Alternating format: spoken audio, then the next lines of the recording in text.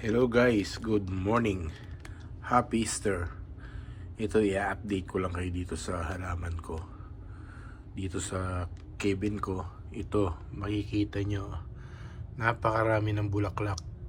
Ayan. Yung dalawang punong malaki. Tad-tad na siya ng bulaklak. Sa lahat ng sanga niya may bulaklak siya. And meron pang tatlong maliliit pa. Pero soon, magkakabulaklak na rin to.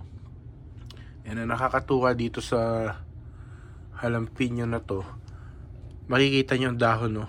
Ang lalapad. And malusog na malusog siya. Kasi nilagyan ko rin ng eggshell. Kasi sabi nila, calcium daw yan. And dati mayroong isang halaman dito sa harapan. Siksikan na rin sila. Ang sabi African Daisy. Ito siya sa kabilang bintana. Inilipat ko siya. Medyo bumigay yung ibang dahon niya. Nalantagawa siguro ng pagkakalipat ko. Pero ngayon nakaka-recover na siya. Ayan, gumaganda na ulit yung ibang dahon. And the other good things is, ayan, meron na siyang bulaklak din. Nilagyan ko lang ng harang yung salamin kasi pag tirik yung araw, sobrang init. Ayan, nakakatuwa. And buhay na rin siya buhat na inilipat ko.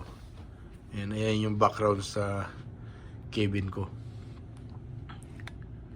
And ito yung pagising ko sa umaga.